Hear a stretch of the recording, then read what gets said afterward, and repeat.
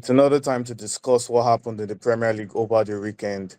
Round 36, no, round 35, sorry, was a swell one, and we have just 3 game weeks left, signifying the actual end of the Premier League season. But of course, there's still a lot to go on if the last game week was anything to go by.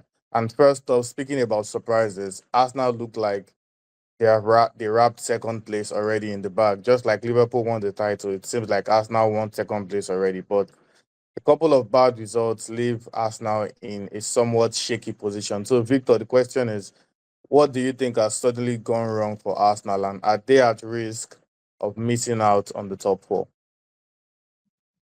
I think what has gone wrong is tied to what's gone right actually in the second half of the season, their long progress into the Champions League knockout stages.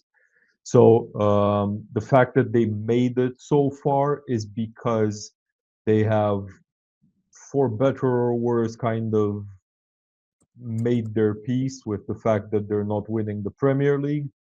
And Arteta has had to manage this injury crisis, right? So yeah, they prioritize the Champions League, and I think it's understandable. But I don't think that they will be missing out on the Champions League spot for next season.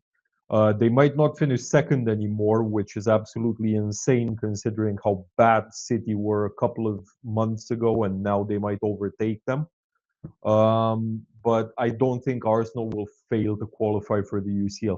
If that happens, Arteta shouldn't wait to be sacked. He should have the decency to quit on his own and let someone else have a stab at it. Yeah, you took the words right out of my mouth. If for any reason at all Arsenal failed to finish in the top four, I think Arteta just needs to be sacked. There are no grounds for that, anyways. Well, yeah, over to you, Max. So now, based on the latest results that we've seen, based on the fact that Arsenal are now in a top four or top five battle, if you want to call it, do you think we can expect any surprises between now and the end of the season? I mean, can we call Nottingham Forest not making top five as a surprise? Because they were So it's top not really a three, top surprise four whole because season. Victor called No, it from because the I onset. called it months ago. Yeah, Victor called it in like December or something, so it's not really an upset. Then the only thing I can call is Man City finishing over Arsenal. This is the only thing I can see at the moment. Okay.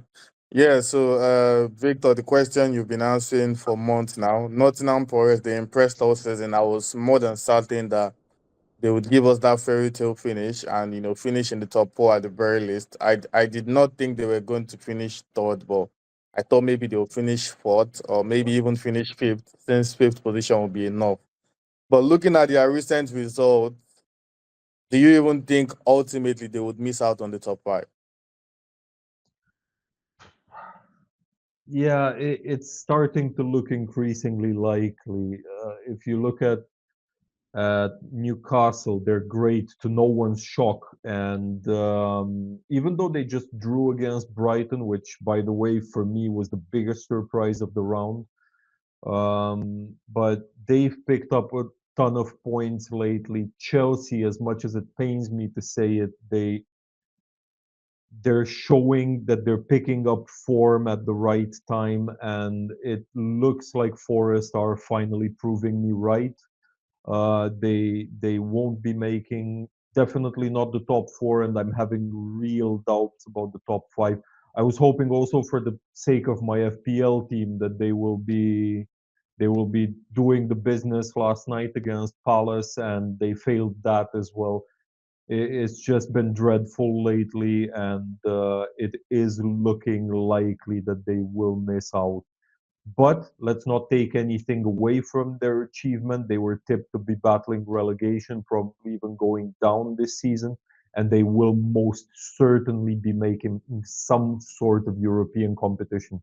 It's madness. It's insane the fact that they're managing this. Yeah, yeah, fair enough.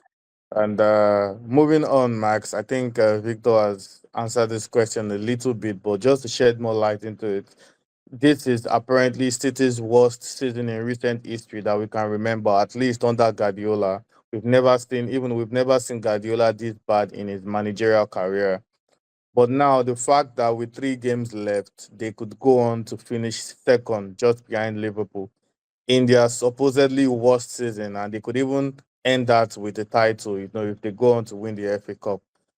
People always talk about the competitive nature of the Premier League, but in your opinion, what does this actually say about the Premier League? I mean, I wouldn't call that Man City did something crazy coming back from their positions at the moment because their last 7 games have for teams under 10th place, so it was kind of expected them to blow a lot of points in these games, but I don't think that other team played bad. This is the Man City thing, they're much stronger, at least at the paper, because their squad is having like, okay, probably have even 2 squads to fight for a title, not only one. So if you have this type of games, you must earn points. Yeah. Okay. Fair enough. Yeah, we can go with that. And over to you, Victor. Just on the final note, let's go away from what is going on in the top five, and let's go to the opposite end for a moment. The worst ever point tally in a Premier League season is Derby County, 2007/8, and they finished with 11 points. Southampton also find themselves, on a similar trajectory, and they have 11 points as well with 3 games to go. Do you think they would end up equaling that record? Oh man.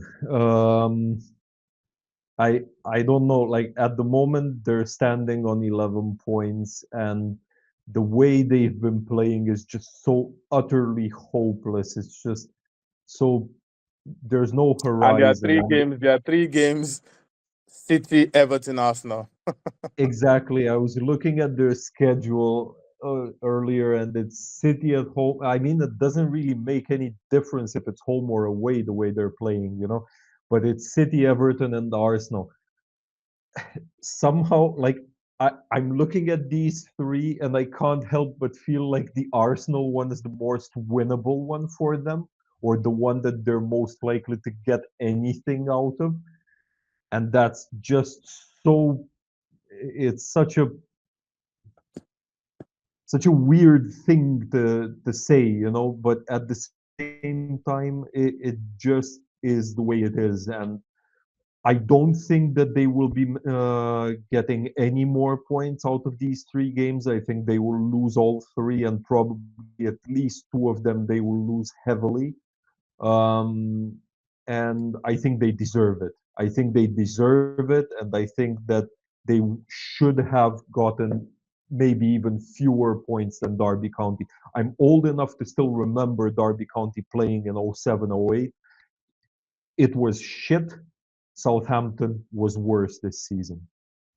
Wow, that's a very bold statement. I remember seeing couple lists, different lists of the worst Premier League teams of all times. Many people were torn between their first and second. Some had Derby County as the first, some had this current Southampton, team as the first, and Victor has given his own assessment again that this current Southampton team is worse than Derby County 07/08. I would like our viewers to tell us what they think about that. But anyways, that's all that happened in match day 35. With 3 games to go, there's still a lot that could happen. Arsenal find themselves in a shaky position. Nottingham Forest are also on the brink of missing out on the top five.